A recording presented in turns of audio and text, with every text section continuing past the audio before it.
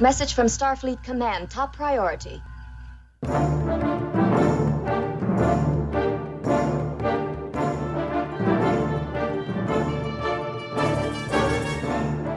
You are listening to the TrekRanks podcast, a member of the Tricorder Transmissions Podcast Network. This is episode 176, featuring the top 5 episodes that feel like TNG.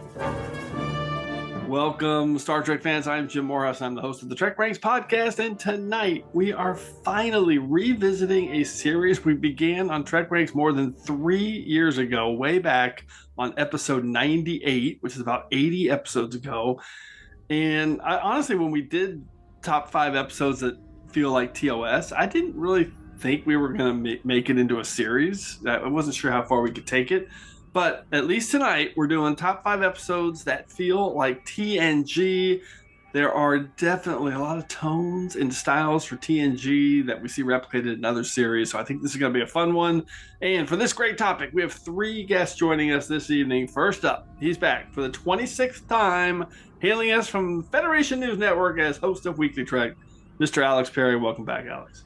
Hello, Jim. Thank you for having me back again. Good to have you back. And our second guest was with us back on episode 161 when we did Abstract Tea as a topic. Joining us for the second time tonight, hailing us from the Western New York cluster, it's Kelli. Welcome back, Kelli. Hello. I'm happy to be here. Excited to have you back. And our third guest is making his TrekRanks debut, having recently filled out the TrekRanks survey probe that we put out about 9 months ago. He's hailing us all the way from the Nottingham Nexus in the England Expanse. It's Mr. Dan Caseley. Welcome, Dan. Hey, Jim. I'm really excited to be taking part in TrekRanks. Thanks ever so much. So excited to have you here, man, and give you some TrekRank homework. So, Dan, for our first-time guests, we'd like to get our quick Trek origin story. And, I saw the notes that you put in the survey probe, so I'm curious, what's your Trek backstory? How'd you get into it? Are you a completist? I know this answer, so I'm curious kind of how you're going to break this all down for us. My dad worked nights when I was a kid, but messed around with his sleep pattern, spend time with us on the weekend. And my mum was a bit like, well, if you're spending time, spend time. So he's hanging, having had no sleep. And so sits me down for a bit of channel hopping when I must have been about 3 years old. And there's this spaceship show on that he used to watch when he was a kid. And I absolutely loved it. One of my earliest memories is being about 4 years old when TNG came out, my feet going just past the edge of the sofa cushions and declaring loudly that Kirk was better than Picard. Something I've since recanted. Amazing. Completionist, everything but there's some episodes of animated series I haven't seen, and I am finally on a watch of Enterprise. I was a teenager when Enterprise came out, and it was my new Trek, and Klingons looked wrong, and I'm rewatching it. Enterprise hasn't got a single bad episode. I'm about halfway through season 4 now. It's awesome. I've missed out for so many years. This is what I was going to ask you about, because I saw in the notes, like, I've seen everything basically except Enterprise. I'm like, what? Yeah. So that is fantastic. So you're finally watching it now, and you're almost through it all. I love it. Great to hear. So if you had to choose one, what's your favorite series? Oh, TNG. TNG. Oh, perfect then. All right. Fun topic for you. All right. Going to be a great show. Let's get into our TrekRanks recalibration. Let's start with something small, like a recalibration of the EPS manifolds. Okay, the TrekRanks Charter has 2 clauses. 1, we rank Trek so we can have a fun conversation about Star Trek. And 2, the ranks don't matter. We use them just as a framework to have a deep dive conversation about all the things we love about Trek. And as the Vulcan Master likes to tell us, infinite diversity. In infinite combinations. There are no wrong answers at TrekRanks. This is a show just about sharing the things we love about Trek, and we love it all, from TOS to TNG, straight to the Enterprise and the Kelvin timeline, now Discovery, Picard, Strange New World, Short Treks, Lower Decks, and Prodigy as well. It's all fair game here on the TrekRanks podcast. Black alert. Black alert. And a reminder that this episode of TrekRanks is current through the 4th season of Star Trek Lower Decks and 903 overall episodes of Star Trek across the past 57 years. And one final reminder, we use episodes as a shorthand term, but I guess some films are in play tonight. The TNG films aren't in play, but maybe the TOS films are in play. I'm not sure if anybody would would pick those. We'll see how it all plays out. Hailing frequencies open. Thank you, Mr. Warp. You can hail me directly on Twitter at TrekRanks or at Enterprise N Extra and on Blue Sky at TrekRanks. And you can see our extensive rankings of all the Treks at TrekRanks.com. And don't forget, call and leave us a message with your own picks at 609-512-LLAP. That's 609-512-5527. All right, Alex, Kelly, and Dan. Let everyone know how they can get a hold of you on Subspace. Alex. You can find me on X at Alexander T. Perry. You can find me at Alex T. Perry everywhere else. And TrekCore's new show, Weekly Trek, is at Weekly Trek.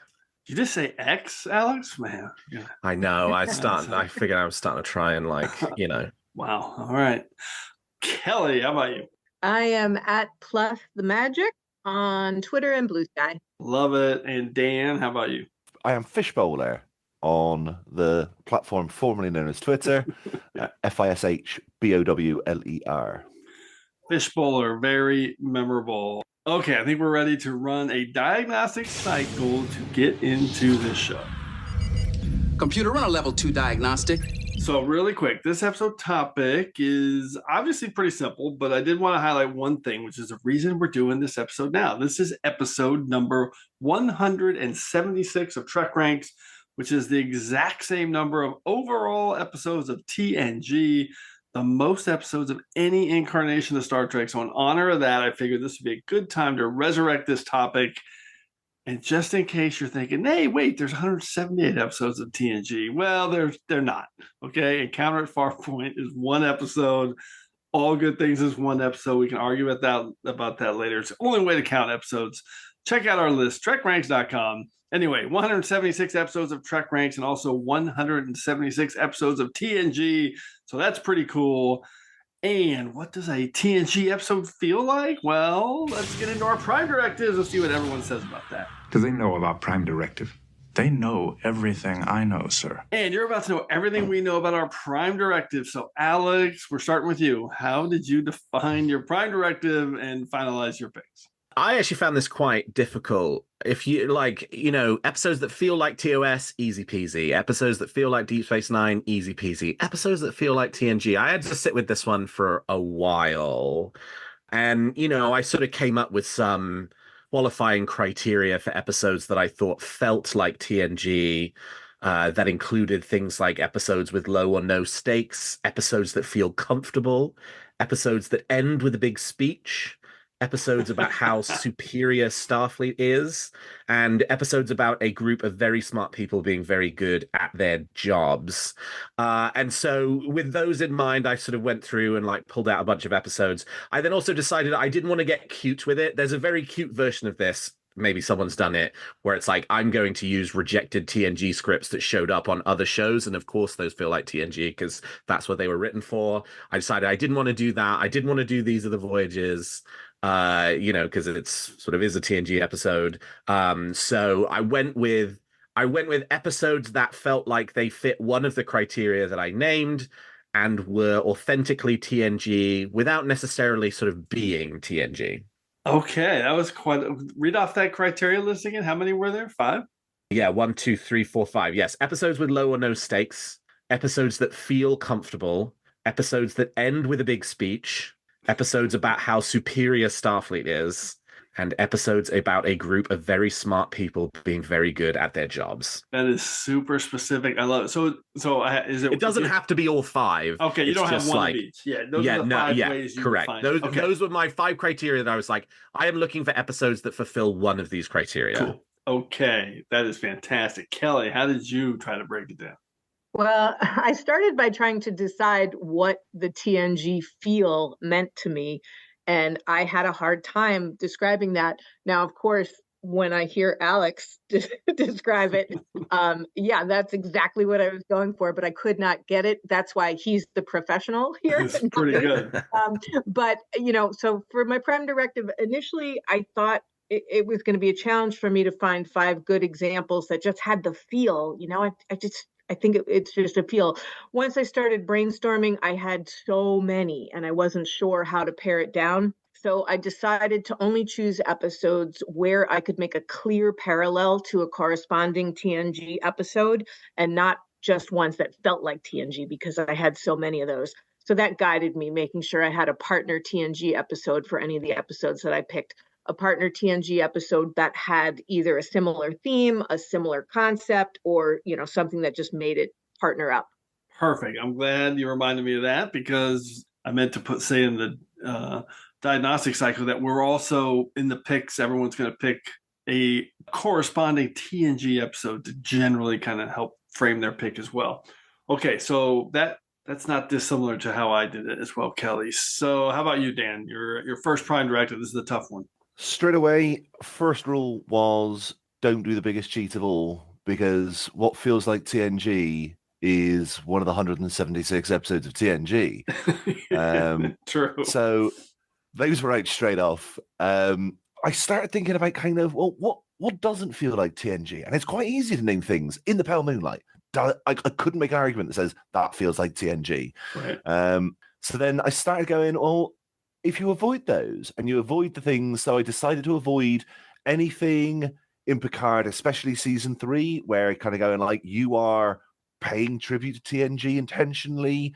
And so then I went, well, if I'm avoiding those, then I'm going to avoid Lower Decks, because there's a whole bunch of callbacks and homage that was going to be directed at TNG. And so I wanted to avoid that as well. And so I decided on come up with a 5-word synopsis that could describe 2 episodes of Trek, where the episode of Trek reminded me of TNG, a TNG episode, before it reminded me of anything else like a Stargate or a Sliders or a Quantum Leap. I wanted it to remind me of TNG. And so I've ended up with come up with 5 words that describe 2 episodes of Trek, one of which is TNG. Oh my God, that is so great. It sounds like we're actually all over the place. This is going to be awesome. I'm not sure how similar our lists are going to be.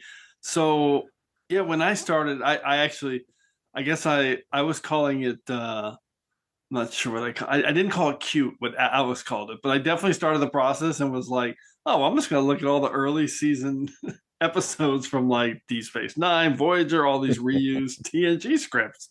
And I'm going to highlight those. And I did kind of look at that. And then, man, once I got into Voyager, it was like I could name, and I will in secondary systems, like 10, 15 Voyager episodes off the top of my head that feel like TNG. Because obviously the shows are similar in a way, minus the being lost in the Delta Quadrant. So I did end up, I kind of came up with that kind of early season feel list. And then I said, nah, I need to get away from that. So I felt like my picks were feeling a little bit the same. So I got away from that. So then I really just said, okay, I got to feel, what does TNG feel like? And then similar to you, Alex, I kind of came up with just a self-contained, generally positive, kind of found family focused narratives usually, and usually with some kind of cool sci-fi conceit. And then I kind of realized that it feels like that influence you can find everywhere throughout Star Trek. So it was just that impactful. It was that like is everywhere. Star Trek. Yeah, right. So it just became this really did become kind of hard. So once I started thinking about that, though, I ended up finding really 5 distinct picks that all felt like TNG from different angles and for different reasons. So that's my only real main driver. I wanted 5 completely different reasons for why I was picking it. And I had that. So that's what I did. Okay, that was a long Prime Directive, but I think we needed it because this is definitely a unique topic. All right, third Demoticon, introduce us to the order of things. I am a Jem'Hadar. He is a Vorta.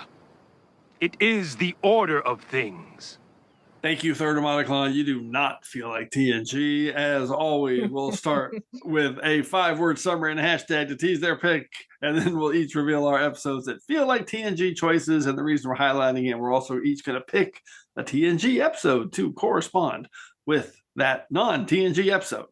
Okay, and then after we get through 5 rounds of picks, we'll do some secondary systems picks, and if we have any duplicate choices, make sure you listen for the Defiant Torpedoes. Okay, Alex, let's kick it off with you. What's your number 5 pick for your top 5 episodes that feel like TNG? All right, 5-word summary. Boimler's speech wows alien courtroom. Hashtag just like Picard would have done. This is Star Trek Lower Decks Season 1, Episode 8, Veritas, which pairs with TNG Devil's Due. Love it. I mean, it's, Star Trek, lots of the Star Treks have courtroom episodes. When I think about a Star Trek courtroom episode, I think about TNG. That's probably the show that I most, associate like having done the best courtroom episodes and having courtroom episodes that feel like they have a specific vibe to them. I love Devil's Due. It's one of my ultimate comfort food episodes of TNG, and I love Veritas. It's one of my favorite episodes of Lower Decks, and they sort of share a lot of DNA in terms of that, like, Starfleet crew in an alien courtroom. The stakes in one being very clear and the stakes in one being thick as mud, because it turns out it's actually a party. But I love the way that it sort of has a bit of that like matter of perspective-y type, kind of flashbacks of seeing the different perspectives of the different characters through the testimony they were giving. It ends with a sort of a rousing speech, and it then sort of spins off in its own kind of Lower Decksy direction. But yeah, this is like a fun and comfortable feeling courtroom episode, and so for me it feels a lot like TNG. I love it. And it's also got those very fun TNG Romulans all over the place. Totally. Well. And the cleaner. We love the cleaner. He's playing some fucked up mind games. You know who I hate? Remans. They're the worst. Sorry. Apologizing to the enemy. That's cold, cleaner. You're playing some real up mind games. Kelly, what's your take? I love that you're kicking it off with Lower Decks. I also love that you're pulling in Devil's Due, because that's not one that gets a lot of love in general, in the fandom overall. So I'm so glad that you got to get that in there. So awesome. Come back, Audra, if you can. Yes, please. I love this pick. So straight away, early in Lower Decks, you get this courtroom scene where everybody is still learning these characters, and everybody gets to monologue, and you learn so much about each of the characters, one after another, about how they, not only how they perceive, but how they talk and yeah, it's absolutely great. And yeah, in terms of courtroom as well, I mean, I love Devil's Due. Devil's Due is up there. If we has TrekRanks done top 5 courtroom? Yes, we did. It was episode 50, I think, 49. Yeah, it was.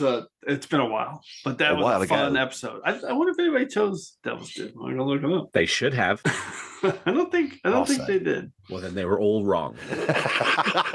Nope, just looked it up. Nobody picked Devil's Due, but I'm sure it was on somebody's secondary system. Well, don't name and shame them, because they deserve that right now. No wrong answers. Jim Moorhouse, Claire Little, and Matt Hansen. Okay. Kelly, what's your number 1 pick? All right.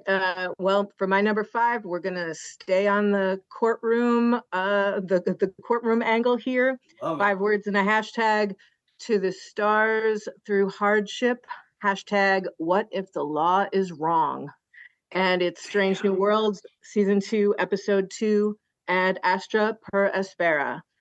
Wow. TNG did such a great job with, the classic courtroom drama. There's so many parallels. Oh, my corresponding TNG episode is Measure of a Man. So many parallels from, this really historic decision on the line, the reluctant lawyers on both sides, these really big concepts. And Una's lawyer's closing speech, including how she met the requirements, it was so powerful, and it seemed so in line with what you would have expected from Picard, were he to have been the one in that position, as he was in Measure of a Man. And when Una first gets on the stand, she talks about when she was younger, feeling that the stars could deliver us from anything, which is just such a beautifully TNG concept to me. So this was the first one that popped in my mind when I got this assignment. I love it. I tried to think of a way to get Strange New Worlds in there, and I did not think of this one. This is spectacular. This absolutely feels like TNG, with whether it's the drumhead or Measure of a Man. Perfect. Right, love it. Alex? And there it sits, waiting. You wanted to make new laws. Make it a good one. I love it. Dan? It's the first courtroom episode in Star Trek that lives up to Measure of a Man. Brilliant. It is a masterpiece. One of my favorites. Fantastic. All right. Dan, what's your first pick? Dreaming causes problems and solutions. Hashtag never a smooth software upgrade.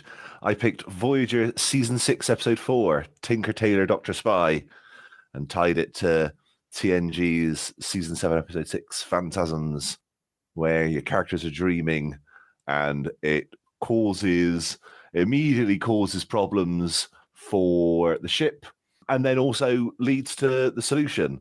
Obviously, it turns out slightly better for Data because he never actually caused the real problem in the first place. Wow, that is amazing. I never would have made that connection between those two episodes. That is brilliant. Kelly, any take? I love it. I never would have made that connection either, but when you describe it like that, makes perfect sense. And yeah, Phantasms, I don't often think about that episode, but this is just a perfect application for it. Aren't you going to answer that, Mr. Data? Sir? That damn ringing. Answer it, will you? Yes, sir. When I think of Phantasm, I think of like the horror element, not like the dreaming element. So to tie that into the Doctor and Data both kind of having, I've never even thought about the similarities of those two both having kind of walking nightmare dreams, and they both turned into kind of nightmares now when you think about it for the Doctor. Warning, warp core breach a lot sooner than you think. We've got to get someone inside the warp core. Try to eject it manually. No one could survive the current level of plasma radiation. The Doctor. This isn't real, is it? Doc, you're the only one who can help us. Warning, last chance to be a hero, Doctor. Get going. Wow, that was amazing. There's also another episode of TrekRanks in there of HR Nightmares where the doctor complains to Janeway, and so Janeway just gossips about it with everybody on the bridge. I just might need to write HR Nightmares down on the long list. That's a good topic. There's definitely more than a few I can think of. Okay, let's go to my round 5 pick. This is the first one I thought of, so I kept it on the list regardless of all the permutations I went through. Because for me, this one just feels like TNG, and yes, it's this one's a little bit easy because it's one of those first season Voyager episode that just feels a lot like TNG before they were kind of figuring things out. But I love this episode; it's fun, and it's got candy corn costumes. 5 words and a hashtag, criminally corny costumes, conspicuous, constant, hashtag paradox party. It's Voyager Season 1, Time and Again, Episode 4 of Voyager. And yeah, I love those candy corn costumes.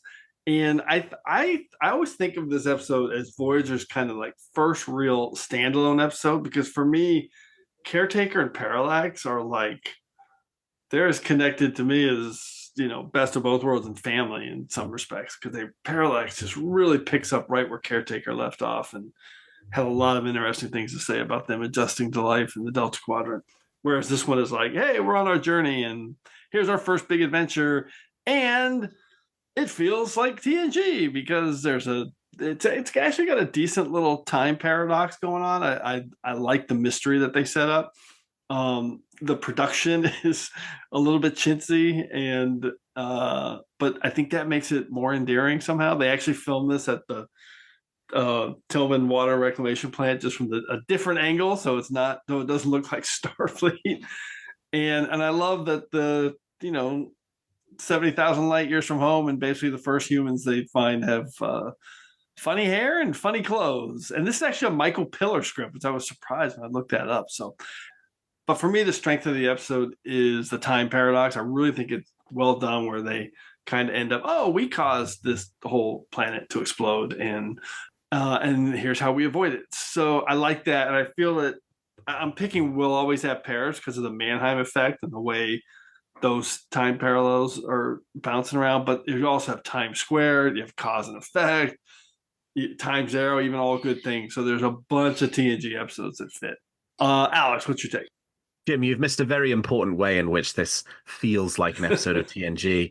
It also features a terrible child actor. Oh, God. I did have that in my notes, but I didn't mention it. Yes, he's really bad. I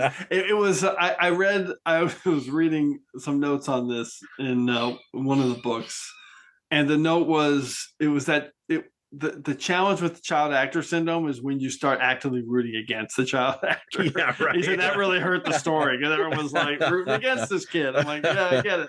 Yeah.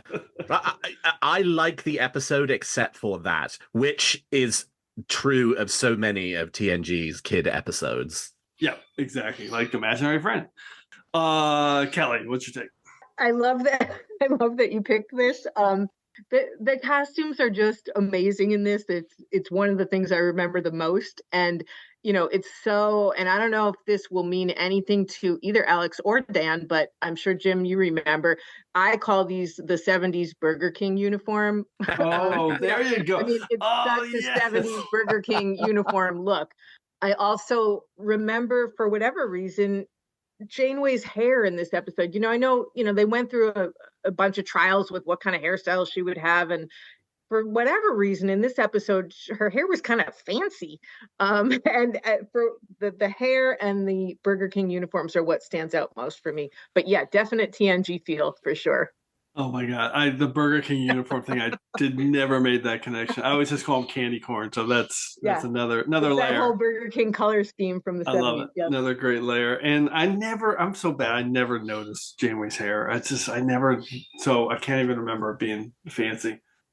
Dan, how about you? Brilliant pick. Has all the TNG tropes. It's got the monoculture, it's got the terrible outfits, it's got the time travel, and we caused this all along. Utterly brilliant. Classic. I love it. All right, let's go to round 4. Alex, what do you got? 5-word summary: small stakes and big downtime. # and there's even some dancing. I have chosen Star Trek Voyager, Season 6, Episode 11, Fairhaven, paired up with TNG's Data's Day. This is wow.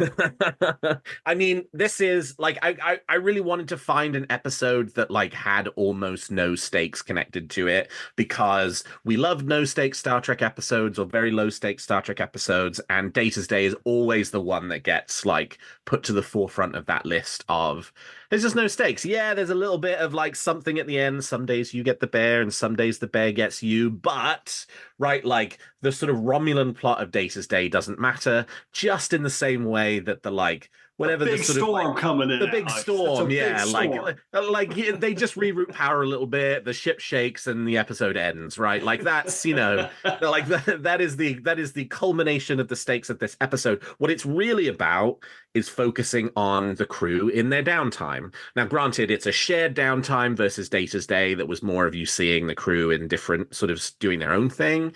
Fairhaven's more they're all doing the same thing, but they're all doing the same thing, and it has this sort of strong kind of character theme that runs through it. Data is trying to become human, Janeway is trying to get laid, and like I actually had the occasion, someone convinced me to rewatch this recently, and it's just not normally one of my favorite episodes, but I actually enjoyed it a lot more this time watching it through. And about halfway through the episode I was like, oh, this episode feels like TNG. It's definitely going on my list. Awesome. So yeah, Fairhaven, and like you could see the TNG crew spending time in an Irish village. I would just also like to say there are some big stakes for Michael Sullivan's wife, but other than that, no stakes. Kelly, well, and some big stakes for Michael Sullivan's height too. Oh, true. Right. Kelly, how about you? I actually just watched this last night, which is funny, but it's interesting that you say low stakes, because they are low stakes for both of these episodes, but what the stakes are the interpersonal sort of love interest stakes, which we don't always see a lot of in any of these series, but you've got the O'Brien wedding hanging in the balance in Data's Day, and then you've got obviously Janeway and Sullivan and all of that. So it is definitely low stakes but on the personal level, those are like some high stakes there, I love it. I love that you paired I never would have imagined pairing those two together, but again, makes perfect sense. Fantastic connection. Dan, how about you? Utterly awesome. Yeah, delete the wife. Something Picard would have never said. Fair enough. Kelly, how about you? What's your number 4 pick? Okay, 5 words and a #.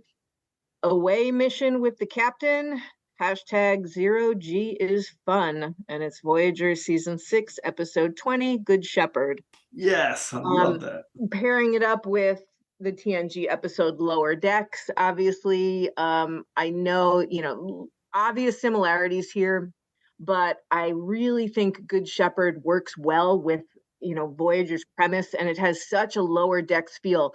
And every time I say Lower Decks now, I'm thinking of the series, not the episode. I just want to make it clear I'm talking about the episode Lower Decks here. Yeah. I'm always interested in the idea of these Trek settings as workplaces. It's funny that you brought up HR before, because I work in that field, and so I'm always looking at everything with this workplace lens. So I love the whole workplace angle in both of these episodes, how Seven is going through the department inefficiencies and tries to pawn off Tal Celeste on engineering, and Chakotay talks about how, you always end up with some people who just don't work out, but here we have no place to transfer them. I also love in this episode how we briefly see their tiny quarters with roommates. We usually only get to see the big, expansive solo quarters of our main people. So it was fun to see how the little people live. Ultimately, we've got these newer, younger people learning big lessons, which has a very TNG feel for me. And I do have to mention, Good Shepherd also happens to have my very favorite cameo in all of Trek, which of course is Tom Morello. So I had to pick this one. Fantastic. Love that Tom Morello cameo. Yeah, it's funny. I definitely considered a pick of this type, but it was with Learning Curve, but it ended up on my secondary systems, because definitely both of these fit that Lower Decks TNG vibe. Alex. Yeah, Lower Decks is the obvious sort of whole episode connection, but in some ways there's also shades of Final Mission, right? Like, the captain and the young officer get caught up in something, and it's up to the young officers to like save the captain, number one. And then number two, there's also a bit of a Barclay thing going on here too, right? Like all of these characters are failures in some way, shape, or form that the captain feels responsible for, and that there's an element of like, I mean, in TNG it's more like the senior staff shepherding Barclay towards being a good officer, but there's similar thematic elements in that way as well. Captain? They've never been on an away mission. Mortimer Harron, William Telfer, Tal Celeste, none of them. They get off the ship whenever we have general leave. I mean a working away mission. Harron never volunteers. Celeste can't get past the proficiency requirements. And Telfer always seems to get a note from his doctor. Something's got to be done about this. What can we do? There are always a few who don't make it past their first year on a starship. Normally they're reassigned.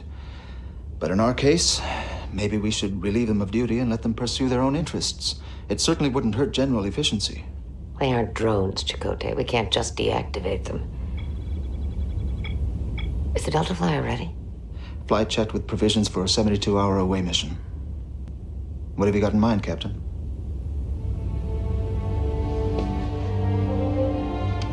Three people have slipped through the cracks on my ship. That makes it my problem. I think Janeway's going to use her efforts in Good Shepherd in her defense in her meeting with HR about their own stuff. Lower Decks turns up on my secondary systems, but for a completely different reason. Okay, fantastic. All right, Dan, what's your number 4 pick? 5 words and a hashtag. Courtroom decides moral new ground. Hashtag judges fear future judgment. I have paired Strange New World Season 2 Episode 2 Ad Astra Per Aspera with Next Generation Season 2 Episode 9 Measure of a Man. Wow, that's amazing. You did the same one. I just didn't even occur to me. I love the similarities between these two episodes. They set new ground for law in the future, and the judges are distant, but they're moral. The other side isn't inherently wrong. They're not inherently evil, apart from Pasalk, like yes, screw that guy. But like the other argument isn't inherently wrong.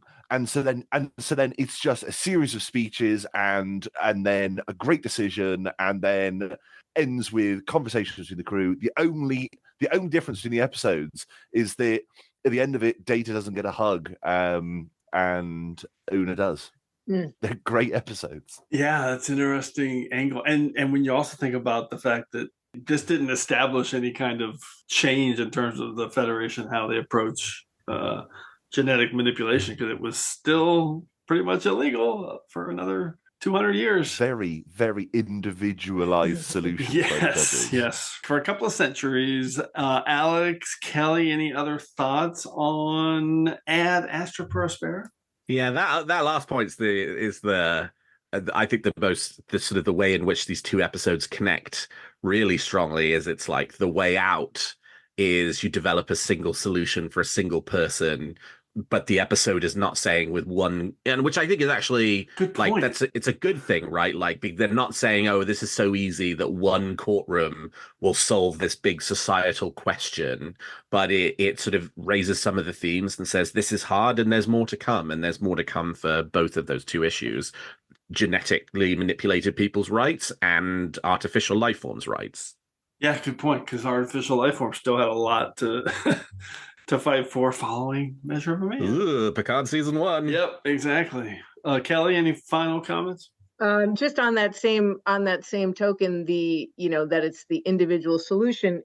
It really works for all the reasons you all said, but it also works from a production standpoint because it allows them to say, we're just doing this for this one time. We're not retconning anything. We're not messing up what comes later in like the timeline of Star Trek, since this happens before some of these other things happen. So them really concentrating on this is an individual decision for this individual person allows whatever's going to happen in future series to go on without it conflicting with what happens here. Yep. They did a really good job with this episode. I love it. Okay, let's close out round 4 with my number 4 pick. 5 words and a hashtag. Combative characters consume customary cast. Hashtag colossal clock. It is another season 1 episode. It's my last one, I promise. Deep Space Nine, season 1, episode 18. Dramatis Personae. Oh, sure. And wow. I always thought this was one of those old TNG scripts, but it turns out it wasn't. This was written by Joe Menosky, and they had all these different reasons for what they were going for. Not something off the draft room floor there. So, and I love this episode. This is the one where there's a virus that kind of infects the crew, but in a way where it's not like biological. It affects you mentally, and you kind of have this power struggle play out that doomed a society back in some other quadrant, apparently, because it came through the wormhole. But one of the things that drove me to this one, and the TNG episode I'm picking is Power Play, which there's a bunch of kind of episodes where characters are changed and they end up kind of facing off against each other. But Power Play is the one that stood out. But I thought about this one after I re-listened to our Feels Like TOS episodes, and I remembered that Adam Uno, when he did his picks, one of his crime directive was, I have to be able to envision the character from the episode I'm picking being replaced by TNG characters. Yeah. So if he picked, that for TOS, if he picked, whatever it was, Cisco had to replace, Kirk or vice versa. Yeah. So in this one, I can absolutely see all the crew in Deep Space Nine being transplanted by, O'Brien for one, because he's on both, but whether it be Worf, Data would play the part of Odo because he'd be kind of in the middle, not affected. And I think Worf would be Kira. Yep, Worf would be Kira. Cisco, Picard. I mean, it's a bunch of real easy one-to-ones. And this is a little bit of one of my guilty pleasure episodes. I love this episode. I think it's really fun and clever and original. And it's Joe Menosky, who I pick a lot on this show, whether I know it or not. So, Alex, what's your take? Yeah, this is a very underrated episode of Deep Space Nine. I'm also shocked to discover it's not a recycled TNG script for exactly that reason, right? Like you could so easily put in the TNG cast and swap them out and have it on the Enterprise D and have it play out just as well, with Picard building his clock in his ready room and Worf planning the overthrow of the ship. So yeah, and yeah, Data being like, what on earth is going on? I don't understand this, and trying to figure out, what the change has been. So yeah, this is a great pick. I don't remember talking about this one very much or hearing people talk about this one very much on TrekRanks before. This isn't the first time this episode? No, it's been picked a couple times. It's been picked a couple times before, 2 times. I think I picked it once, and I think our buddy Ken Riley from TrekCore picked it as a bottle show, which is it's a Nice. perfect bottle show. Oh yeah, yeah. Nice. Yeah. Definitely an underrated episode. I've always wondered if it would have been appreciated more if it had happened later in later seasons, only because, at the time that this aired, like, we didn't know the characters as closely as we came to know them all. And I just always thought it would have been interesting to have it happen later on, so you could really feel the shift in, you could start to see, wait, that's not how this character would have reacted, and why, I think it would have meant more later on if we had known, if more time had gone on before. I think what it would have done, it would have probably been more impactful. It's funny, I actually read Ira Stephen Bear addressed that in some of the research I did on it, where he was talking about, people say that, but I don't really care. I like the way the characters are reacting. And then I did look it up. Yes, I picked it as one of my DS9 guilty pleasure episodes. So I put my money where my mouth is. Dan, any final thoughts on Dramatis Persona? I love that the clock hangs around the office forever. Yes. And you're absolutely right. This could totally have been TNG season 100%. 8. And when we're swapping characters 1 for 1, is it weird that Wesley becomes Dax? No, that would work. Yeah, that would. I mean, because that's the swap, and it's the only instance I could think that you would swap those two. But you do. Both kind of science driven. Yeah, I like it. Okay, a lot of ways. I don't know. I can see swapping Wesley for Dax, and you are cordially invited personally. That took me a second. I bet there's a lot of fan fiction. I bet there's a lot of fan fiction. That's what. Yeah, there is. It's out there. We love it. Okay, soup round. Let's do it. Alex, what do you got? Eat your soup, courtesy of a loyal establishment. Jolan True.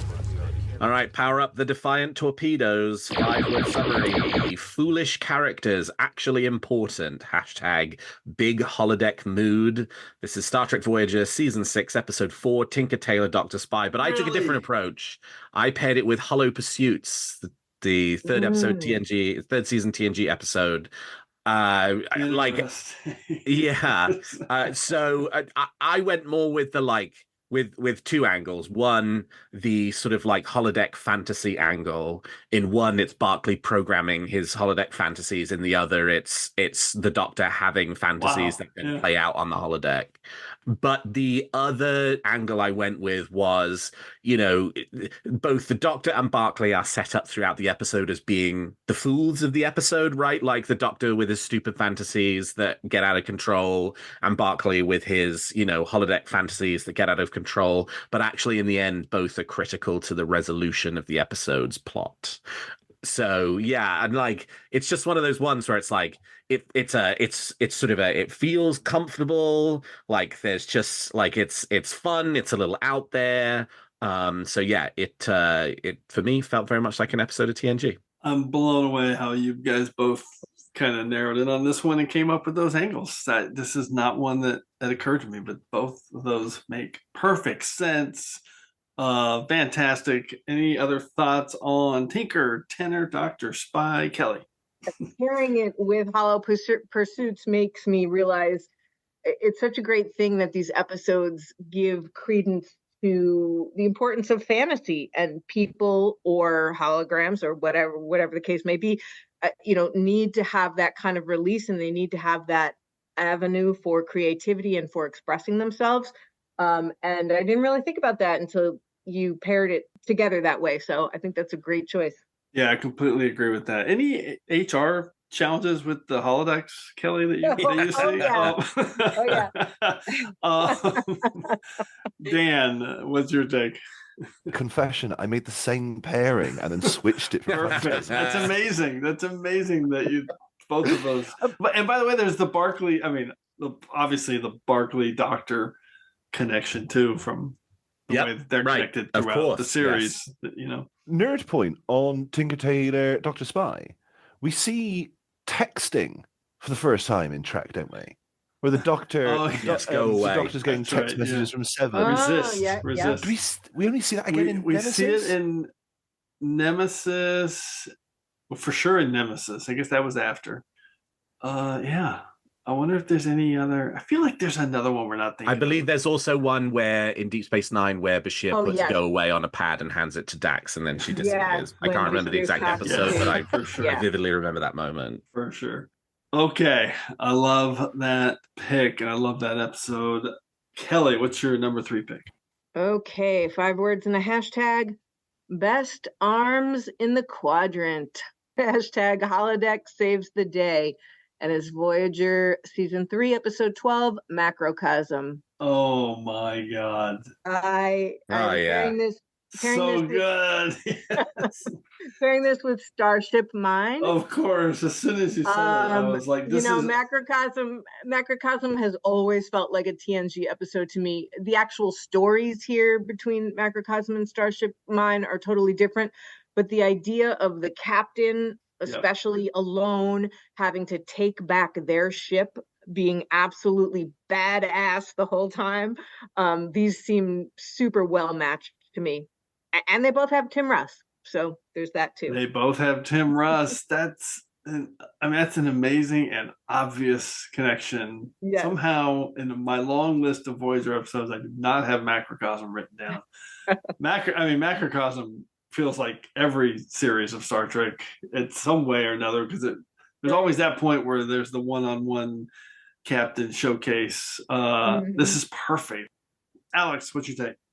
Love it. I would top 5 episodes that feel like Die Hard, top 5 episodes that feel like TNG, top 5 episodes that feel like Alien, right? Like these 2 episodes do share a ton of DNA with each other, and I love it. I love Picard being, sort of the action hero, and I love Janeway being the action hero, both of which are sort of different roles for those 2 characters to play in each of their respective episodes. Dan? Absolutely, Die Hard.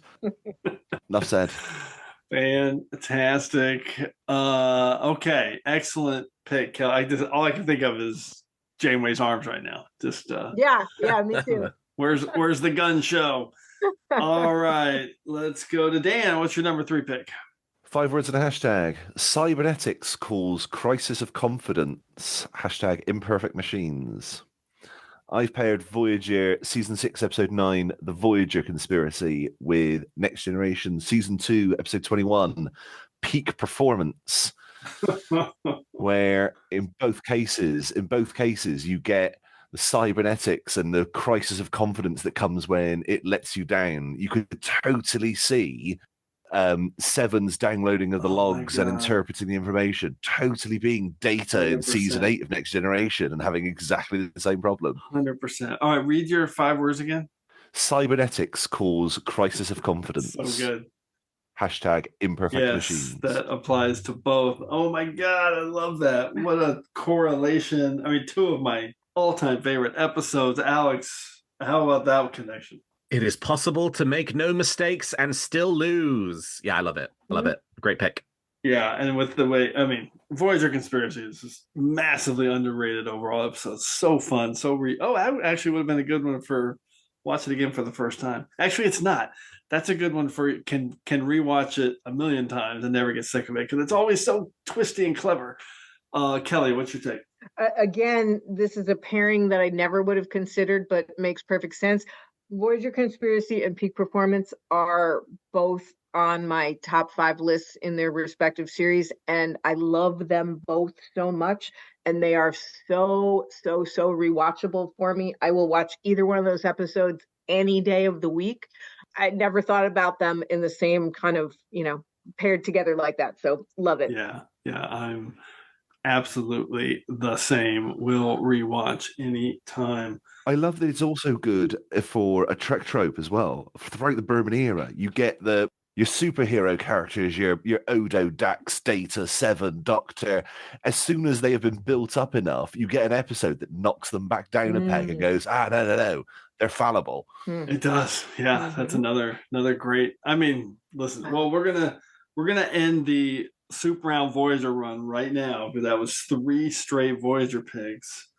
So I'm going to change gears here So my 5 words and a hashtag, a coin for Commander McDuff, hashtag alien confusion. My episode is from Discovery, Season 2, Episode 4, one of my favorites, one of the most popular recent choices through the years here on TrekRanks, An Oval for Charon. And it's been picked almost 10 times on TrekRanks. I love this episode. And Are you 6 of them? I know I'm probably 3 or 4. Okay. And it's probably like 8 times, so I'm probably about half. So yes, your point is made.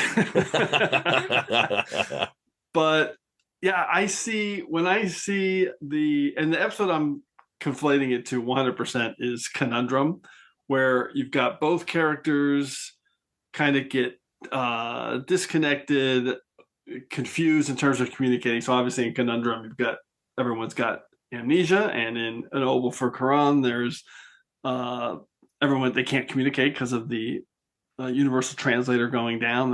That whole failure felt very TNG for me. But there's also this mystery at the end of each episode with the crew thinking they need to destroy an enemy, and that's what has to happen. And then they kind of figure out the mystery. So in Conundrum, they obviously figure out, oh wait, we're being manipulated here. We don't need to kill them. And in Oval, they're basically going to try and kill off the sphere, and they realize, oh wait, we're actually being gifted with knowledge here. So let's let them run this show. Very cool parallel there. It was also a little bit of Booby Trap and Galaxy's Child thrown in here with the scenes that are cutting back to the B story of the engineers trying to kind of science a problem with their combative nature with Jet Reno and Leah Brahms and Paul Stamets and Geordie LaForge and all of that mixed up together. So I really thought this one had a TNG vibe in the way that I don't think maybe a lot of Discovery has in that way. Défaillance du logiciel de traduction détectée.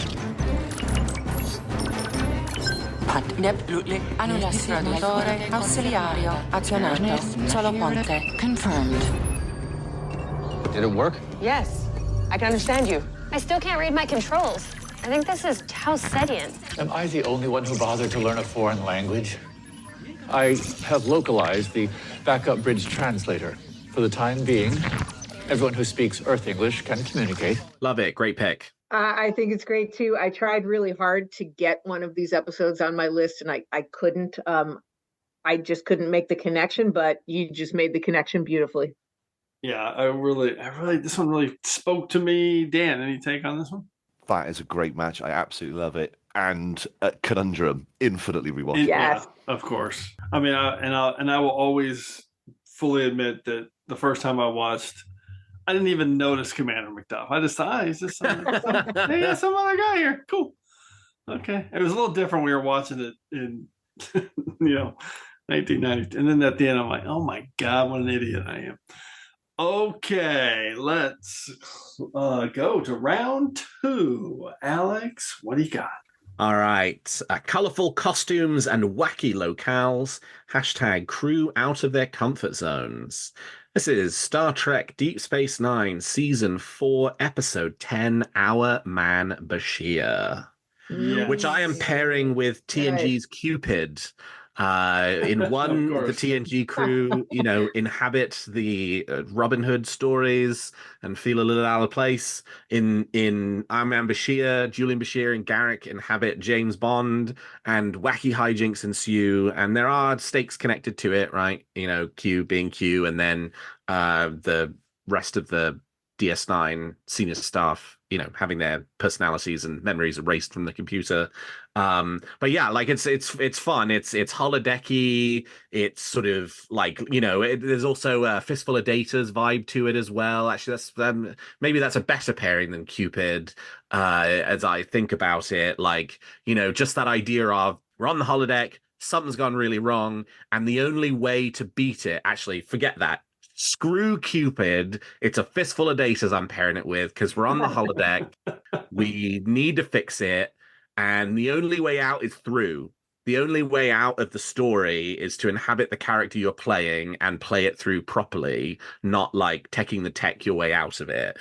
Worf has to commit to the shootout in order to end the program, and Julian Bashir has to play out being captured by Dr. Noah and Dr. Noah's grand plan in order for the program to end and everybody to survive. Fantastic. What took you so long to come around on Fistful of Data? Brilliant pick. Brilliant pick. This was definitely on my secondary systems. Definitely thought about this one. Kelly, any take on Our Man Bashir? Wacky hijinks. Just absolutely love it. Absolutely love it. So much Another fun. one I'll watch anytime. I love the play it through angle there, Alex. That's really good. Mm-hmm. Dan, what's your take? Brilliant. Bashir shooting Garak. Yeah, that's so good. This is the start of him being cast as bad guys. That's right? the only part of the episode that doesn't feel like TNG. That's a DS9 thing, right? Like one character shooting another character in order to get them to like stop being an evil bastard and like, follow through. But everything else is very TNG. Well, Kivas Fajo, Data shot Kivas Fajo, or at least he tried to. Must have been a malfunction. No, it was not, Mr. Data. Okay, Kelly, what's your round 2 pick? All right. Well, we're going from Alex's fun, lighthearted, wacky hijinks to the other end of the spectrum. I'm afraid to say. So 5 words and a hashtag. Death penalty dilemma is timeless. Hashtag guilty conscience. And this choice is Voyager season 7, episode 13, Repentance. Wow, I love this underrated episode. Yeah, and I'm pairing it with The Hunted. Yeah. Yep. Stuff. I feel like Repentance could easily have happened on the Enterprise D. Both have stories of convicts or people accused of crimes facing death or severe punishment for it, with sort of this slow reveal of, wait a minute, this isn't so simple. It's not cut and dried. There's more nuance to what's going on here. And it brings up all kinds of questions about moral dilemmas and crime and punishment and the reasons people do things and the reasons and ways society tries to punish and scapegoat. I think it was a great example of a current important issue being viewed, through that 24th century lens, and it just feels very TNG to me. Absolutely 1-to-1 feels like TNG. I can't believe I didn't think of this one. This could easily, like we said about characters transferring over, you can 100% see this one on the deck of the D. Alex, any take on Repentance? Yeah, I mean, you can see Data playing the 7 of 9 role, right? Very easily in this episode. And I really like Repentance. It's an episode it's not an easy watch, but it is an episode that I really, really like. Yeah, who's playing the Neelix role? We did this. Wesley, Jordy. That's not really fair. Jordy. Maybe Alexander. Dan, what's your take? Not Guinan. She would have sniffed that. No, she would have sniffed it out in a second. She'd totally be carrying out the executions. It's an absolutely brilliant pick. Repentance is the one that stands out in my mind as a Voyager episode because I feel like it blends in to TNG. It feels like it's a plot that's been done. Like it's that good a pick. Really, really good choice. I love it. All right. Love it. Let's go to Dan's number 2 pick. What do you got, Dan? Slamming straight back to Alex's hijinks. 5 words and a hashtag. Roleplay solves a holodeck malfunction. Hashtag plot within a plot. I've paired Voyager Season 1, Episode 12, Heroes and Demons, with Next Generation Season 7, Episode 23, Emergence, where in these episodes and so many others, the way through is to play the story, to ride the Orient Express, to play the Beowulf story, to have the shootout, to destroy the world. It turns up so much, but it started here in TNG. I could have picked The Big Goodbye at the beginning of TNG, the one that started all for bonus points for Season 1, Episode 12 as well. But I think Emergence does it better. Wow. I had Heroes and Demons on my secondary system, but I couldn't quite figure out where to place it. But I know it feels like TNG just because of the holodeck stuff. Emergence is perfect. What a great tie-in. Alex, unbelievable the similarity to your pick. I know, you said the 5-word hashtag, and I was like, he's picked Armand Bashir as well. And, and then you went in a totally different direction, which I thought was wonderful. Amazing. Kelly, any take on this? I just love the pairing here, and it just makes me think of so many, I want to look back on my list and, I could have paired it with this and this and this. I didn't think about some of the more creative pairings, and this has really got me thinking about all the things I could have paired my picks with. Love it. I don't know, Repentance and The Hunted is pretty damn good. The Emergence, though, is such a kind of almost forgotten episode. It's the last standalone episode, right? Yeah. No, second to last, right? It's Preemptive Strikes the last. Preemptive Strikes the second, yeah. Amazing. Fantastic pick. Okay, closing out round 2. I love this one. 5 words and a hashtag. Freaks fight for babysitter captains. Hashtag germination of roulotte seeds. And it's Lower Deck Season 1, Episode 7, the one before Veritas. Much Ado About Boimler.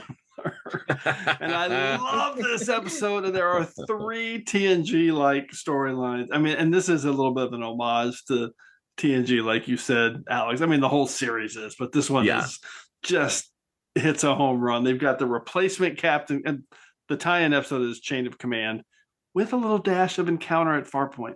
But the replacement captain comes in, so you've got the babysitter captain that Mariner's upset about. You get the secret mission for Freeman, Ransom, and Shax, and they're all decked out like Picard, Crusher, and Worf in Chain of Command for their expertise in the germination of roulotte seeds. and then you have this whole horror homage on the Ostler with the Journey to the Farm and Boimler out of phase and the Adotians, and I just love it. The Bog Planet. And I rewatched this prepping for this, and Amina Ramsey, who's Mariner's friend from the Academy, they're buddies, who's gone on to become a captain. And I'm watching this and I start wondering, I wonder if she was friends with Cito Jackson too. And I got really sad thinking about it, but I bet they were all friends together, and that just made me sad. Ensign Boimler reporting for duty. Dude, what is wrong with you? Nothing. I'm just phasing. No biggie. Disagree. It's kind of a biggie. Ensign, report to sickbay. But that's for sick people. No. But yeah, everything's great. And then the very ending, you've got this adventure on the Rubidoux where Mariner takes charge. It feels very TNG-like, the whole setup. And it ends with the encounter at Farpoint, ship reveal of the space jellyfish. Incredible. So I had to pick it. I love this episode. One of my favorites from Lower Decks. Alex, what do you got? There's a lot of episodes. I mean, that's 3 storylines in one 24-minute episode. Is kind of what Lower Decks does, right? Yeah, because you start off, I was like, you said episode 7, I was like, isn't that the one where Boimler goes to the farm? And then you were describing the 2 other storylines, and I was like, no, I guess that was the episode. I think I must be thinking about something else. But it's like, no, it had the Boimler stuff too. It's got all of it. And you've got all those references to like all the different, the freaks, right? Yeah. Freaks fight back. Yeah. Freaks fight back! Freaks fight back! Brother, freaks united or freaks no more! Say it with me! Freaks fight back! Yeah. Freaks fight back. Freaks fight back! Freaks fight back! Freaks fight back is what they were all chanting. We were all doing it in unison. More than a few there, I'm sure, from TNG. A lot from Voyager too. Kelly, what's your take? What was the TNG episode you paired it with? Chain of Command. Okay. With the replacement captain, babysitter captain Jellicoe coming. All right. And then and obviously all the secret spy stuff that they were doing. I wanted so much to include a Lower Decks episode on my list, but I just couldn't figure out how to do it, how to make it work with my Prime Directive. So I'm so glad we're hearing, from some of these awesome Lower Decks episodes. Great pick. I mean, the whole series feels like TNG at some level. Dan, what's your take? Brilliant. I wanted to include Chain of Command, but couldn't find an episode of that I don't like the babysitter captain. I couldn't find it. I'd already excluded Lower Decks, and this is perfect. This is brilliant. God. Mariner complaining about the babysitter captain just gives me life because of my hatred for Jellicoe. Yeah. So good. Okay, round one. Yes, I said hatred. I'm sticking by it. Begin round one. Alex, what do you got? All right, threw my Prime Directive out for this one. Buckle up and get ready. 5-word summary. An actual episode of TNG. Hashtag seriously, what more could you have asked for? This is Star Trek Picard Season 3, Episode 10, Perfect. The Last Generation. My toughest pairing cut. with all good things. Perfect. Yep. It was my toughest I mean, come on. Of course it feels like an episode of TNG. They got all 7 characters back together for a really high stakes episode that closes out a series that sort of revels in the history of these characters and the series, that ends with a card game. Did I just talk about all good things of The Last Generation? I talked about both, right? Like, it's a really great finale to Star Trek Picard and a really great finale to The Next Generation. There was just no way this wasn't going to be my number one pick, because talk about like peak recreation of the TNG vibes, like The Last Generation absolutely hits it out of the park. Yep, masterpiece, and was definitely on my toughest cut list. I was really thinking about this one all the way through. I love that you threw out your Prime Directive there. Kelly, what's your take on The Last Generation from Picard? I'm so glad that you included it, because it was on my it was one of the ones I cut, and I cut it thinking somebody's going to pick this because it's such a great pick. So glad you picked it. Perfect. Fantastic. Dan, any take? I didn't even think about throwing away my Prime Directive so that I could include it. I wanted Vox for the bridge scene. Oh, sure. And I'd already excluded it. Yeah. What a brilliant homage and fantastic episode. So good. Love it. Okay, Kelly, what's your number one? All right, 5 words and a hashtag. Anti-insurgency program wreaks havoc. Hashtag attention Bajoran workers. And it's Deep Space Nine, Season 3, Episode 7, Civil Defense. Yes. I have paired this with the corresponding TNG episode, Disaster. Perfect. Both Civil Defense and Disaster are 2 of my favorite episodes. They have such a similar feel for me. You've got people stuck in various parts of the station or the ship, no idea what's happening anywhere else. Fantastic use of the whole ensemble.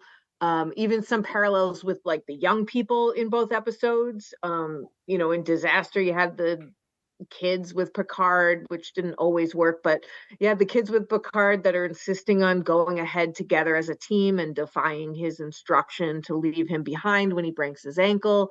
And then in Civil Defense, we have Jake in a key moment near the end who ignores his father's direction to stay put, and he crawls into the plasma fire to save the chief. I just love both of these episodes. They give me such the same kind of TNG vibe, and that's my number one. Yeah, as soon as you started, I was thinking to myself, how did I not think of Civil Defense? Because it really has that Disaster vibe. There's no doubt that was at some level the impetus for this fantastic, incredible, perfect episode of Deep Space Nine, one of its best. Unauthorized computer entry detected in Ore Processing Unit 5. Enter access code. Incorrect code. You have 5 seconds to enter correct access code. Or what? I don't know. But I better stop it.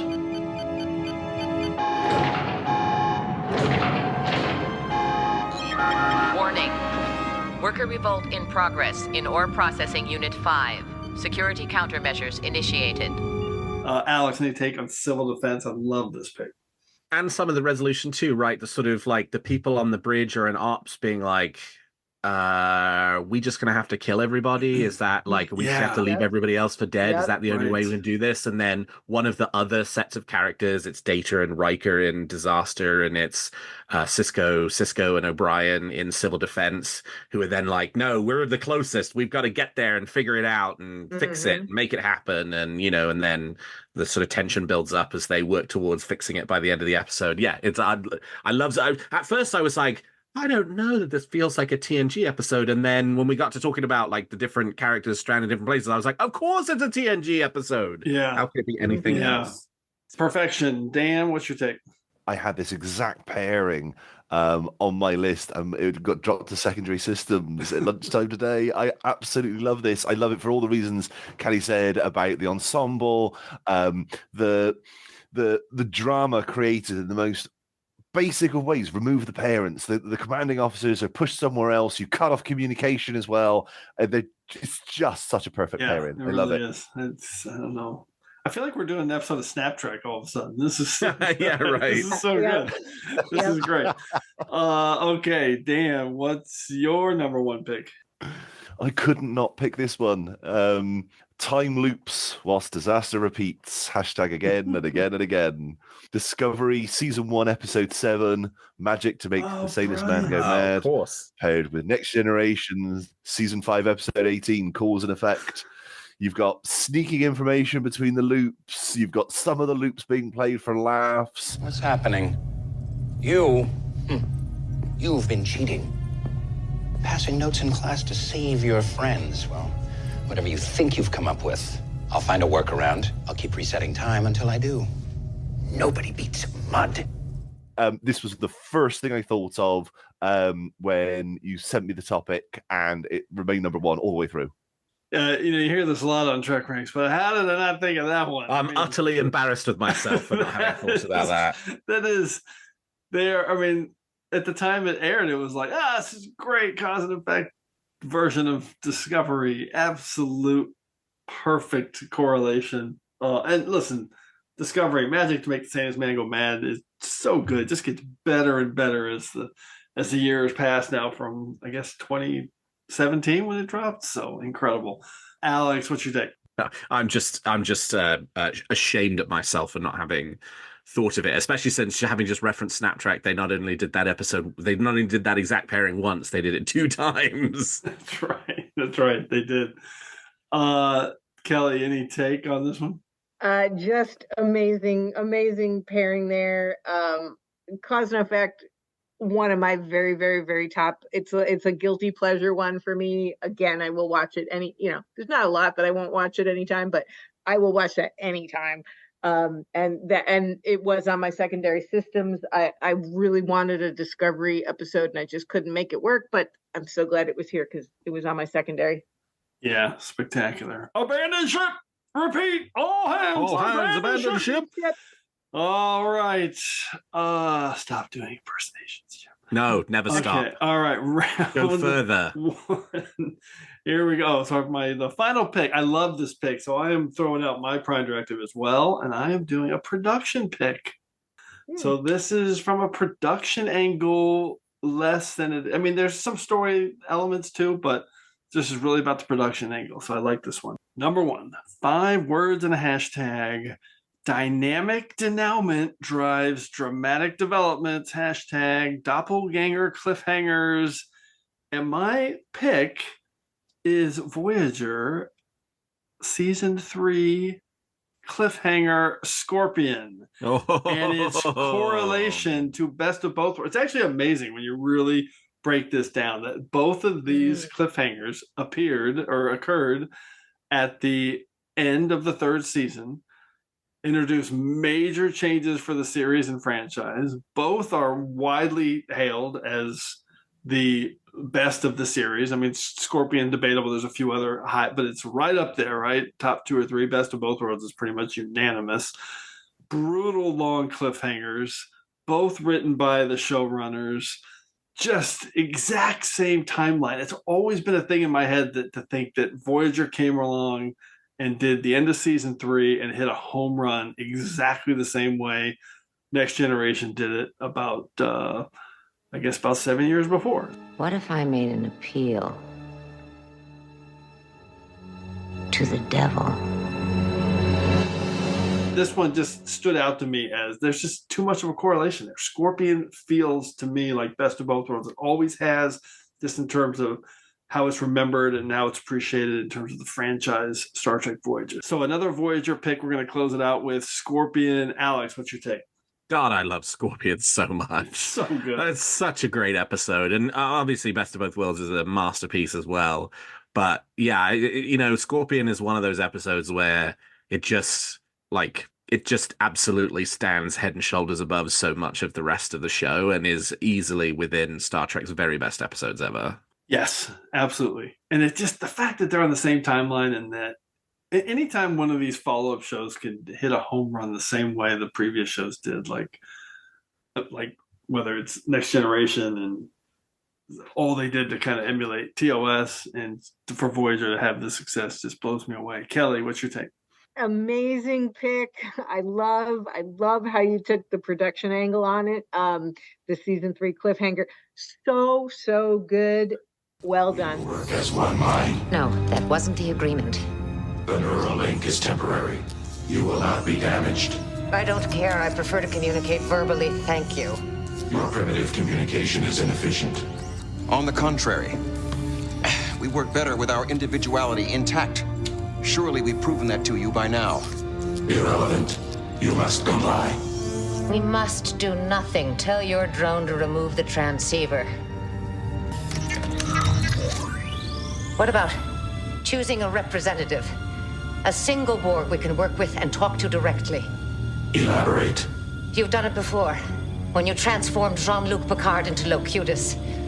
We will not be assimilated. Choose a representative or the deal's off. The only production difference between these two, right, is that they had written episode 2 when they planned the cliffhanger. Oh, did they? Is that a thing? I don't think I realized that. They'd already mapped out at least episode 2.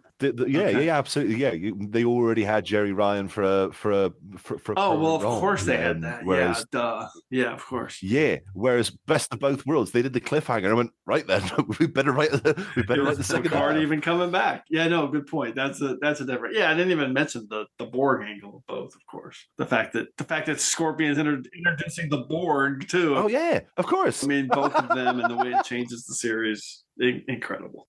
There's a lot of good Star Trek out there. Let's see what you can do with the secondary systems. All right, let's do some secondary systems picks. Alex, what do you got? All right. We've done a lot of Voyager, so I'll forget the Voyager ones. Deep Space Nine, The Sound of Her Voice. Oh, yeah? Yeah. Rules of Engagement. Yeah, very much. Yeah. I also thought Facets as well felt very TNG-like. Oh, who do you tie that to? I don't know that I had a specific episode that I would tie it to, which is why it's kind of, but it still feels like that idea of a character, like bouncing around TNG. It felt very Masks-ish to me. Yes, right. Like where in that case it was Brent Spiner doing all of the different characters, and in Deep Space Nine it was the different actors doing the different characters. But yeah, that's the one I would have tied it to. A few Enterprise picks. Dear Doctor. You could easily see Crusher, in the sort of medical prime directive, conundrum that Phlox was in.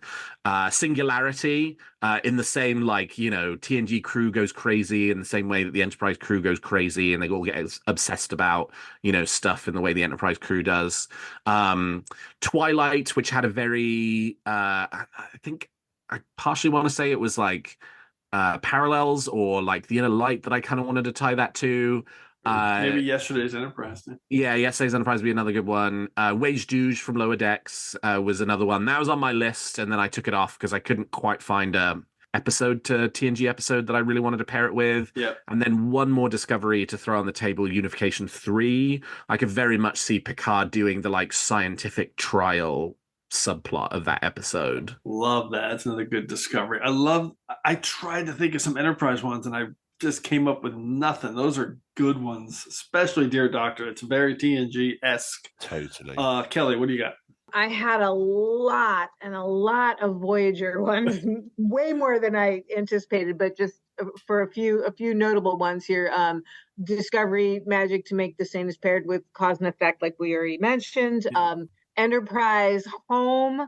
It was a little too on the mark for me. Kind of pairs up with TNG's family, but that's a good one. It was very kind of one note, so I didn't include that.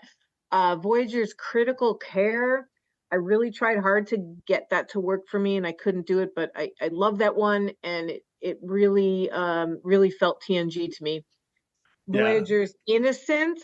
I could totally see Data in the Tuvok spot for Innocence. I love that episode. I know, we're not always a fan of the episodes with children, but I think that one really works. It does. Another Enterprise episode, Vanishing Point. Felt very TNG to me, but again, just couldn't make it work. Very Remember Me. Oh yeah. Enterprise 2 Days and 2 Nights. Yep. I wanted to that really feels TNG to me. The whole Risa thing, I don't know. And then Voyager, One Little Ship. That was my hardest cut. I had a bunch of reasons why it works for this kind of TNG comparison, but won't go into it now. It was my hardest cut. I love that. Yeah, Innocence is another good one. Vanishing Point. Yeah, a lot. I mean, there's a lot of Voyager episodes. Yeah. I mean, we might have mentioned 50 Voyager episodes, and I'm going to mention a few more. This is amazing. Dan, what do you got? First, Kelly, in 2 Days and 2 Nights, which 2 TNG crew members get tied up in the basement? Well, I didn't have a one-to-one correspondence like that. Unfortunately with TNG, we heard a lot about Risa, but Captain's Holiday was pretty much it, and that was a Picard show. So I imagined that, what would have happened if we got to see other people. I mean, Geordie and Wesley. No, obviously it would have been Bev and Troy. So no, Geordie and Wesley. Okay. Oh, brilliant. All right, Dan, what do you got? So for my own picks, I had Author as a possibility for the courtroom. I had Bride of Chaotica as a possibility for the holodeck, play the plot. And for the cybernetic crisis of confidence, I could have paired it with Generations and the emotion. Oh yeah, you could have. You could have done that, yeah. I had a bunch of other picks. Learning languages saves the day. Pairing Species 10C with Darmok. I had Outcast seeks parents, gets imprisoned. Pairing In Purgatory Shadow with Birthright. And my favorite one, which is tiny detail, was pairing Discovery Season 3, Episode 3, People of Earth with Next Generation's Lower Decks, purely for the aye, one eye, we're not pirates parallel. Yep. I like that In Purgatory Shadow and Birthright too. Man, I hadn't thought of that. Mm-hmm. That's a deep cut connection. Okay, I got a few more from Voyager that haven't been mentioned yet. I had Remember with Violations. Mm-hmm. I love Remember. I think it's super underrated. Yeah. I hate Violations, so there's no way I was going to pick that. Yep. Resolutions and Attach, just the two lovebirds together. Drone and Iborg. I almost picked Ex Post Facto. I just couldn't make it a top 5 episode, but that's just a classic murder mystery with different perspectives, like A Matter of Perspective. Also a terrible episode. I thought about Displaced and Conundrum, and then my other toughest cut from The Last Generation. I almost picked The Thaw, because I just, that feels like TNG to me too, and not because of the storyline, but the way Cost of Living kind of uses the same kind of tone and style and setup with the crazy universe that they're in. So, and then I'm so glad this hasn't come up. I'm not sure if it's ever really come up on Trek Ranks. This is a terrible episode, and I'm convinced it will never be picked on Trek Ranks. So I'm giving it a special shout out here. It's The Passenger from Deep Space Nine, Rayo Vantica. And that is a classic TNG episode. I mean, that could easily be a TNG episode. That's got to be a recycled script. That for sure is a TNG recycled script. And it's got that data lore, any schizoid man, any kind of mental capacity takeover episode where it's obvious the character has been taken over and people are reacting to them in a weird way. Anyway, I do that episode. I struggle with that one. Okay, we don't do that on Trek Ranks. Shut up, everybody. All right, incredible deep cut list. I love this. Let's get into our regeneration cycle. We're going to go through some cool stats I got here and a quick recap of our picks. Computer, activate regeneration cycle. Alcoves beta and gamma. Okay, Alex, break down your picks really quick. before I do that, there was one sentence I wrote in my notes for my Prime Directive that I didn't say up front because I wanted to see whether the episode would bear it out or not, and it did. And that is, of all the subsequent shows, only Voyager and Lower Decks have been explicitly or implicitly trying to replicate the TNG vibe. Okay, my number 5 pick was Veritas from Star Trek Lower Decks. Number 4 was Fairhaven from Star Trek Voyager. Number 3 was Tinker Tailor Dr. Spy from Voyager.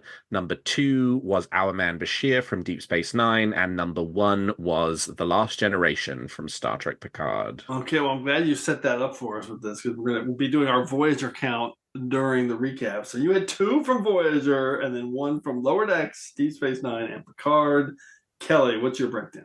Okay, I just wanted to mention on your secondary systems, I also had Remember paired with Violations, and I also took it off my list, and I took it off my secondary systems list because of just how absolutely horrific Violations is. I didn't even want to talk about it. So anyway, just wanted to say I had the same exact pairing, but took it out. My list is, I had number 5, Strange New Worlds, Ad Astra per Aspera. Number 4, I had Voyager season 6, episode 20, Good Shepherd. Number 3 was Voyager Macrocosm. Number 2 was Repentance. And number 1 was Civil Defense. Perfect. So you had 3 from Voyager and then 1 each from Deep Space Nine and Strange New Worlds. Dan, how about your breakdown? Number 5 was Voyager's Tinker Tailor Dr. Spy. Number 4 was Strange New Worlds, Ad Astra per Aspera. Number 3, I had Voyager's The Voyager Conspiracy. Number 2 was Voyager's Heroes and Demons. And my number 1 pick was Discovery, Magic to Make the Sanest Man Go Mad. Love that. So you had 3 from Voyager as well, and then also Strange New Worlds and Discovery. Fantastic. All right, so my 5 were, number 5 was Time and Again from Voyager. Number 4, Dramatis Personae from Deep Space Nine. Number 3, An Oboe for Charon from Discovery. Number 2, Much Ado About Boimler from Lower Decks. And number 1, Scorpion from Voyager. So I had 2 from Voyager and then 1 each from Deep Space Nine, Discovery, and Lower Decks. Okay, on our stat count, we had 2 duplicates. So I wasn't sure if we have any, but 2 sounds about right. And then we had 3 courtroom dramas and I think 5 holodeck episodes overall as I break it down. So actually, Repentance could be a courtroom drama too. We're going to count that. That's 4.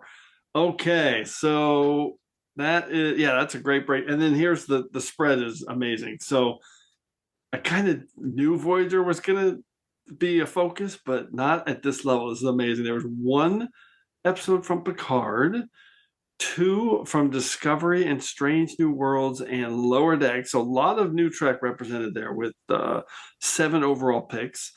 Then 3 episodes of Deep Space Nine, nothing from Enterprise, and then 10 total from Voyager. So half the picks of our 20 picks were from Voyager, which is spectacular. And like Alex just said, it was kind of designed to emulate what was happening in TNG. So it makes a lot of sense. All right, let's initiate a temporal inversion, a sound clip from Voyager, because now it's time to hear from you. Initiate temporal inversion. Initiating. And for this week's temporal inversion, we're going back to episode 173 in our top 5 Miles O'Brien episodes. Just got one quick list. Oh, I mentioned him earlier. Matt Hansen at M Hansen 0207, who was on our courtroom drama show and did not pick Devil's Due. Okay, there's nothing wrong with that, Alex. Number 5, The Wounded, his one huge standout from TNG. Number 4, Extreme Measures, kind of a Bashir episode, but Miles is his moral compass in the episode. I like that. I like this because this is like a dark O'Brien episode, but not O'Brien Must Suffer episodes. Number 3, Whispers, Love a Good Paranoia episode. 2, Empok Nor, O'Brien's turn as a slasher movie. And number one, visionary, underrated as hell. A fantastic, quick Miles O'Brien list from our friend Matt Hansen. So once again, those picks, more than enough to clear ourselves from this week's temporal inversion. So as always, I want to thank everyone again for all your great responses to the Trek Ranks podcast. Keep your list coming to me at TrekRanks on Twitter so we can retweet them. We also want to hear from you, so please put together your own list of top 5 episodes that feel like TNG, or a list from any of our past shows. Give us a call at the Tricorder Transmissions at 609-512-5527, or just record it yourself and then send me a link and we can get it downloaded that way. So hopefully we'll hear from you so you can be featured on the next episode of Trek Ranks. And on the next episode of Trek Ranks, we are doing one that has been on my long list forever. And I just realized Matt Hansen is actually going to be on this episode. He's already booked. This is too funny. It's a massive topic, and I hope the three of you are ready for this, okay? Our next episode is the top 5 kisses in Star Trek. A huge, huge topic. We're finally doing this one. So Alex, Kelly, and Dan, if you had to choose one kiss in Star Trek for your list, what would it be? Incredible. A lot of ways to look at this one. Alex, what do you got? There are so many great romantic ones, so I'm not going to pick a romantic one. I am going to pick the kiss that Picard leaves for Lily at the end of Star Trek First Contact, which is a rare type of kiss in Star Trek because it's non-romantic. It's more of an affectionate kiss, which you barely ever see in any other episode. So yeah, that's what I'm picking. Fantastic choice. This is going to be such a fun episode. I love it. Kelly, what would you pick? The first thing that popped in my head is Jadzia and Lenora kissing. It was one of the first times we saw 2 women kiss on television, so it's historic. Absolutely. Yep. Historic and memorable, to say the least. Dan, how about you?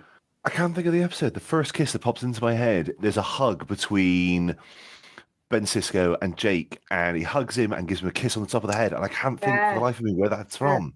I know exactly what you're talking about. And you just love it. You believe the relationship so much. Yeah, it was one of my favorites. It's an Emissary? Was it Emissary or was it right after? It could well be, yeah. I'm pretty sure. It happens in Emissary because they were so, fantastic. I love these picks. It's going to be such a fun topic. So many different ways to look at it. Channel closed. Reset. Subspace communications. Scrambler code Riker 1. Okay. Scrambler code Riker 1 acknowledged. All right, we're going to close this episode out with a huge thanks to Alex Perry, Kelly, and Dan Caseley. It was amazing having you guys on for this really bizarre, kind of unique topic. I think that's why it took me almost 100 episodes to do it again. I knew it was going to be a little bit off the normal path. I love this one. So, Alex, any final Trek Scrambler codes you want to relay before we depart? What do you got? As a general rule, I try to live my life such that it feels like an episode of TNG. That is a powerful, powerful statement. I agree with it. I love it. So perfect. Kelly, how about you? I just want to say thank you for having me on. This was a great topic for me because while TNG is not what I declare as my ultimate favorite series, it is what brought me into this fandom, and it has such a strong homing signal for me. So thank you so much for having me here. It's been a pleasure. I love that. Dan, thanks for coming on your first show. It's a great job. Thanks ever so much, Jim, for letting me take part in Trek Ranks. There is no homework as good as Trek Ranks homework. I think I have to agree with that. I've been doing enough of it for 7 years now, or almost. All right. And finally, thanks everyone for engaging with us here on episode 176 of the Trek Ranks podcast. We tied TNG for total episodes. As always, I want to close by saying I'm looking forward to standing with you again here in this place where I belong. We all joined Starfleet to dive headfirst into the unknown. We're explorers. Of course, we don't always know what's going on. Did Picard know about the Borg? Did Kirk know about that giant Spock on Phylos? Did Dr. Crusher know about that ghost in the lamp thing from the Scottish planet that she hooked up with that one time? That whole thing. You clearly want us to say that the captain and her crew messed up, but we simply don't have the full story, and that's the truth.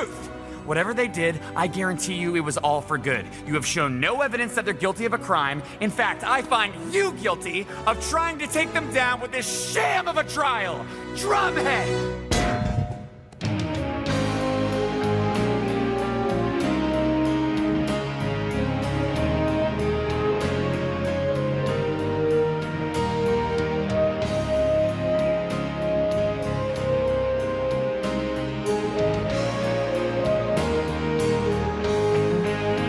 Just want to remind everyone again that the entire TrekRanks catalog is available for you to download and listen to at TrekRanks.com and on your podcast player of choice.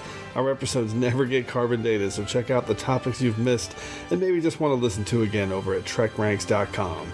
And a reminder to check out our friends 5-Year Mission at 5yearmission.net. They're writing a song for every episode of Star Trek, and you won't believe how great their music is. They also have a podcast at the Trek Geeks Network, so seek them out. You won't regret it.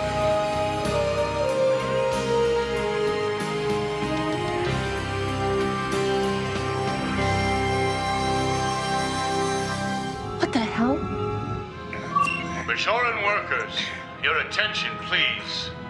Your attempt to seize control of this facility is going to fail. You are valuable workers, and we wish you no harm. However, if you do not return control of this unit to your Cardassian supervisors, we will be forced to take action. You have 8 minutes to make your decision.